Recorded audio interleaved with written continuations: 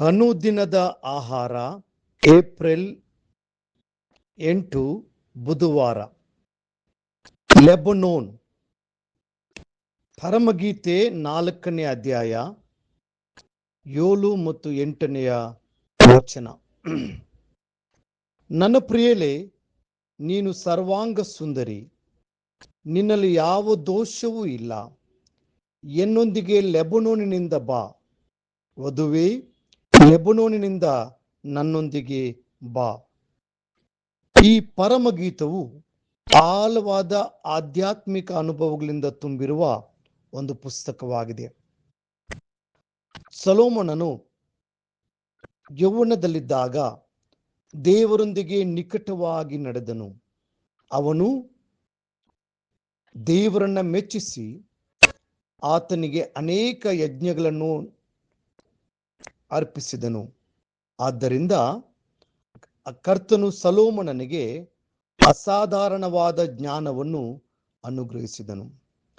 ಈ ಮಹಾಜ್ಞಾನವೇ ಸೊಲೊಮೋನನು ಜ್ಞಾನೋಕ್ತಿಗಳು, ಪ್ರಸಂಗಿ ಮತ್ತು ಪರಮಗೀತ ಎಂಬ ಪುಸ್ತಕಗಳನ್ನು ಬರೆಯಲು ಆತನನ್ನು ಶಕ್ತನನ್ನಾಗಿ ಮಾಡಿತು. ಈ ಪರಮಗೀತವು ಕ್ರಿಸ್ತನಿಗೂ ಮತ್ತು ಸಭೆಗೂ ಇರುವ ಆಪ್ತ ಸಂಬಂಧವನ್ನು, ಒಬ್ಬ ವರ ಮತ್ತು ವಧುವಿನ ನಡುವಿನ ಗಾಢವಾದ ಪ್ರೀತಿಯ ಮೂಲಕ ಬಹು ಸುಂದರವಾಗಿ ಚಿತ್ರಿಸುತ್ತದೆ. ಲೆಬನೋನ್ ಎಂಬ ಪದದ ಅರ್ಥ ಬಿಳಿ ಪರ್ವತ. ಇಸ್ರೇಲಿನ ವಾಯುವ್ಯ ಭಾಗದಲ್ಲಿರುವ ಈ ಪರ್ವತ ಪ್ರದೇಶವನ್ನು ಲೆಬನೋನ್ ಎಂದು ಕರೆಯಲಾಗುತ್ತದೆ. ಅಲ್ಲಿ ಹೆರ್ಮೋನ್ ಪರ್ವತವಿದೆ. ಈ ಪರ್ವತವು ಶಿಖರದ ಹಿಮದಿಂದ ಆವೃತವಾಗಿರುವುದರಿಂದ ಇದಕ್ಕೆ ಬಿಳಿ ಪರ್ವತ ಎಂಬ ಹೆಸರು ಬಂದಿದೆ. ನಮ್ಮ ಆತ್ಮಗಳನ್ನು ಪ್ರೀತಿಸುವ ಕರ್ತನಾದ ಯೇಸುವು ನಮ್ಮನ್ನು ಪೂರ್ಣ ಪ್ರೀತಿಯಿಂದ ಕರೆದು ಲೆಬನೋನನ್ನು ಬಿಟ್ಟು ನನ್ನೊಂದಿಗೆ ಬಾ ಎಂದು ಹೇಳುತ್ತಾನೆ.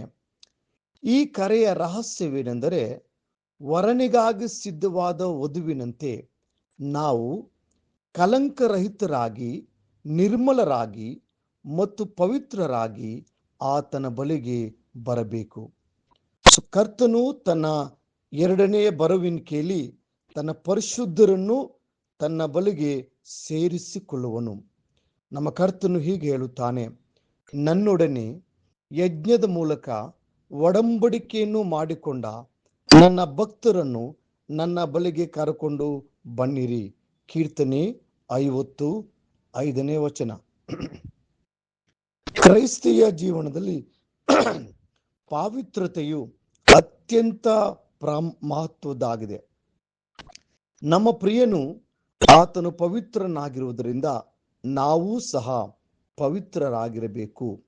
ಅಪೊಸ್ತಲನಾದ ಪೇತ್ರನು ಹೀಗೆ ಬರೆಯುತ್ತಾನೆ, ನಿಮ್ಮನ್ನು ಕರೆದಾತನು ಪರಿಶುದ್ಧನಾಗಿರುವ ಪ್ರಕಾರವೇ ನೀವು ವಿಧೇಯರಿಗೆ ತಕ್ಕಂತೆ ನಿಮ್ಮ ಎಲ್ಲ ನಡವಳಿಕೆಯಲ್ಲಿ ಪರಿಶುದ್ಧರಾಗಿರಿ.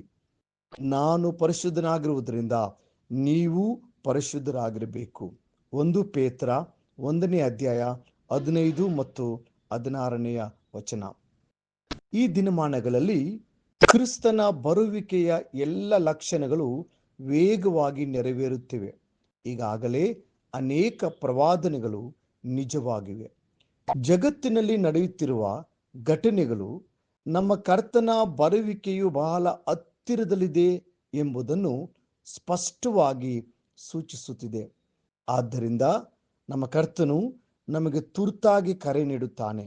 ನಾನು ರಕ್ತಬೋಳದ ಬೆಟ್ಟಕ್ಕೂ ಧೂಪದ ಗುಡ್ಡಕ್ಕೂ ತೆರಳಿ ಹಗಲು ತಂಪಾಗಿ ನೆರಳು ಇಳಿಯುವ ತನಕ ಚರಿಸುತ್ತಿರುವೆನು.